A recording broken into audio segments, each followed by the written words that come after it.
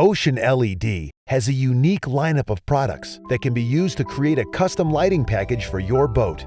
Here are some mounting suggestions on a typical sport boat. Underwater. The best position for underwater lights is on the transom, shining straight out to create that awesome look at the dock and to get that awe-inspiring rooster flame. Any product you put on a boat needs to be able to handle extreme vibration, be fully IP68 waterproof, and ideally maintenance-free. The Amphibian series from Ocean LED is exactly this. Two lights will work the best, and the recommended product is either the T3 or T6 from the Trailer Boat series or the A3 Pro or A6 Pro from the Amphibian Pro series. The major difference between the ranges are brightness and type of use. Amphibian Pros are 75% brighter than the Trailer Boat range and 100% protected against long-term submersion with a full tritanium lens. Whereas the Trailer Boat series are perfect for boats that don't sit in the water for extended periods of time. Whatever model you choose is going to transform the boat. All models require only a 3/8-inch hole in the hull to pass the power cable, and ensuring there is a full coating of marine sealant on the reverse, the light is ready to mount. The light can be mounted in any orientation to suit hull shapes, obstacles, and exterior styling. Secure in place with a few stainless steel screws, and you're ready to go. Remember, never use power tools. To make the lights really stand out, get the 3/16 stainless steel trims to complete the look when the boat is out of the water.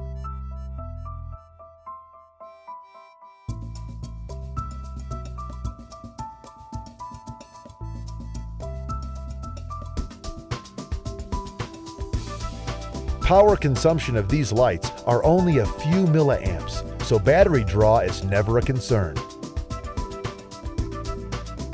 An easy upgrade for any sport boat. Using Amphibian Pros, the light is 75% brighter and really gets that extra punch out into the water.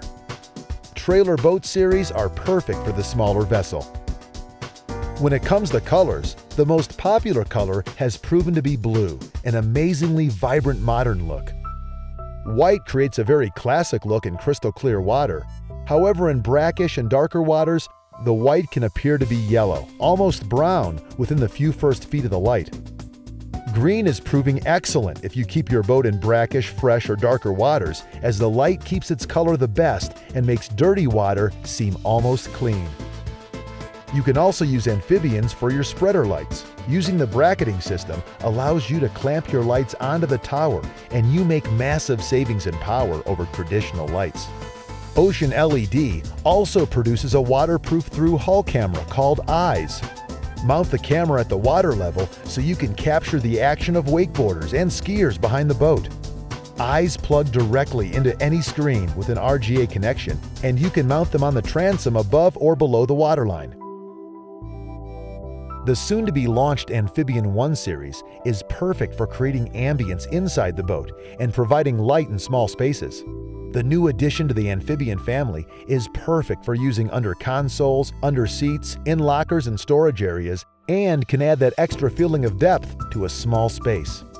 Using the same color as your underwater lights can really make the boat stand out from the crowd. For that final wow factor, control all your lighting and DC equipment on the boat with Ocean LED's remote control system. Capable of multiple functions, from switching on your underwater lighting to your inboard lighting, and even your stereo system, all from up to 100 feet away from the boat. At Ocean LED, you will be able to find the right light to suit your boat. Call and speak to your local Ocean LED representative today, or go to oceanled.com to find the best solutions for your boat. Ocean LED, light years ahead.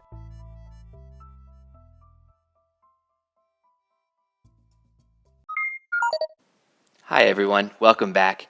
Today we're going to be drawing a boat. I've been getting a lot of requests to do a boat drawing, and boats are just beautiful objects. I love drawing them, even though I don't know much about boats. I never go on boats, but I live near the water and I just love looking at them and the graceful shapes that they have. But they could be tricky objects to draw, especially to get the curves of the hull in perspective.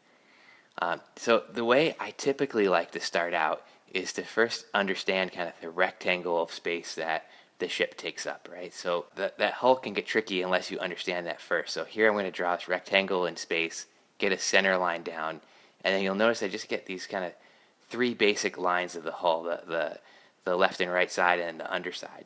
And once you have that in perspective, you can do a lot. So here's another angle coming at us, a little bit more of a dynamic perspective. Once we nail those three lines of the hull, everything else starts to hinge off of that. So here we have some details, some windshield, some decking, some engines.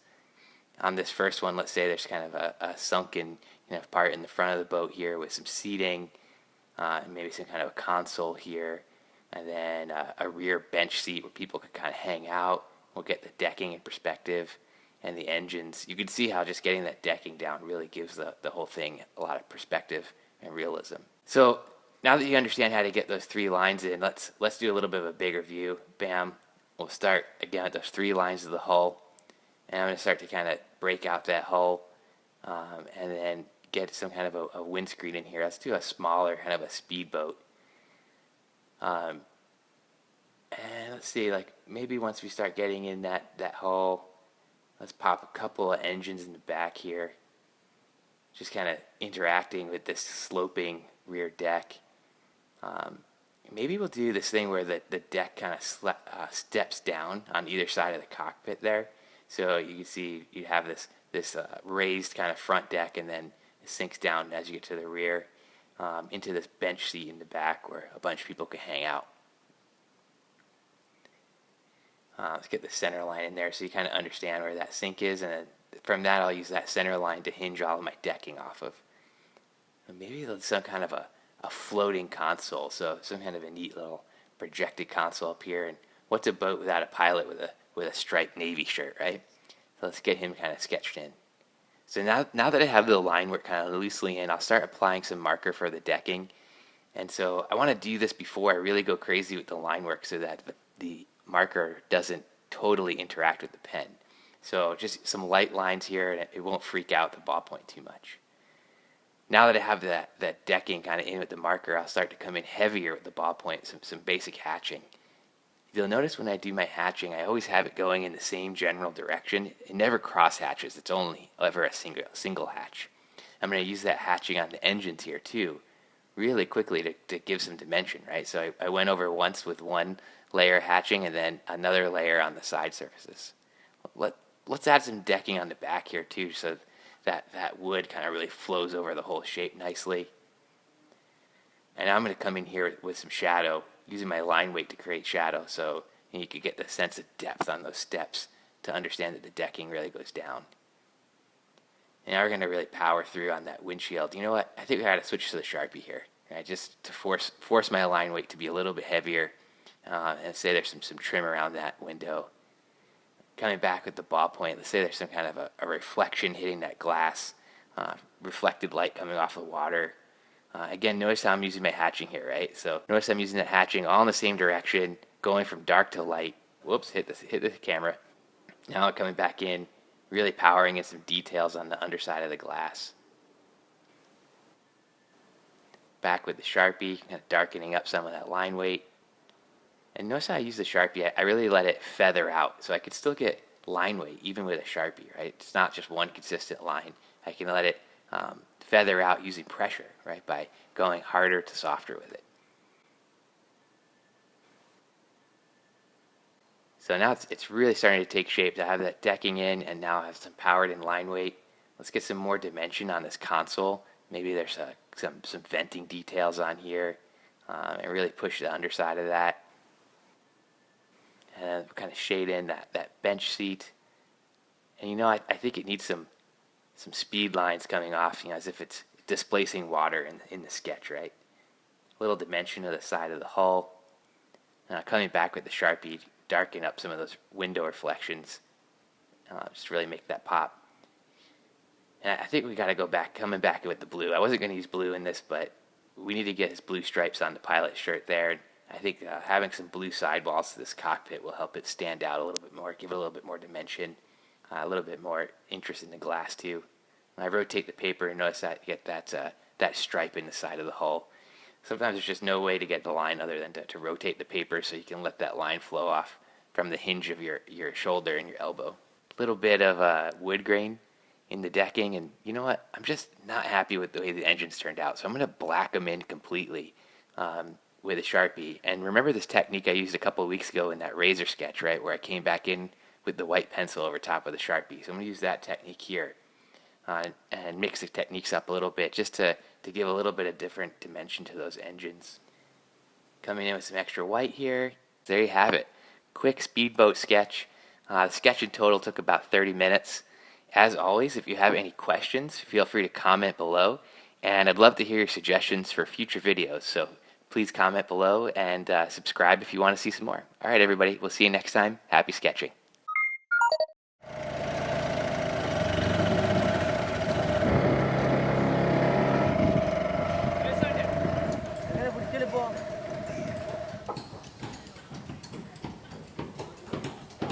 Urus are basically used for ocean travel. They are for transporting people or transporting goods. I am Dr. Prabhu. I am a professor of architectural engineering.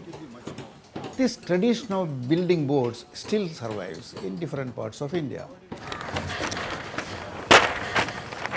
The master craftsman who is in charge of that shipbuilding, he would have started working as one who probably planed the planks. Then he would have gradually got into joining of the planks. Then at the third stage, he would have started making the frame. So once you come to that level, you know how to shape things, you know how to join, you know how to check, you know how the final product will come. That is deep knowledge. Hull has to be as flat as possible. Modern ships, for example, they are very, very sleek, but the stability is controlled by so many gyro systems and mechanical devices so that they become stable. But here, the shape itself has to be stable, so a wide bottom is always preferred. After making the frame, they put the planks, but still it is not leak-proof. In order to make it leak-proof, they do what is called caulking.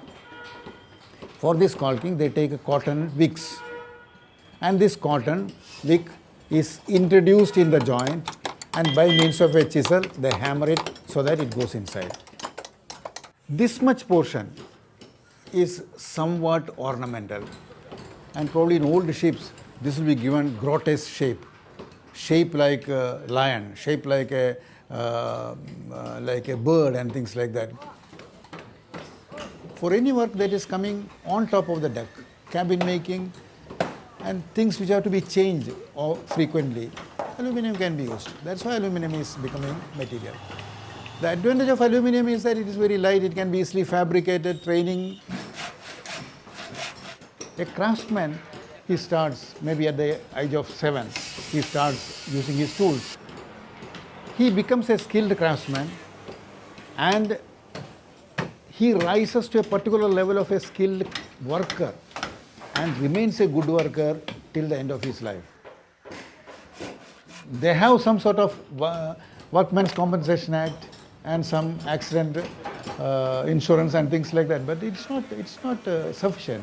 Some of the people who are working even in the sector of the timber shipbuilding industry, they are very old, but they don't get any retirement benefit.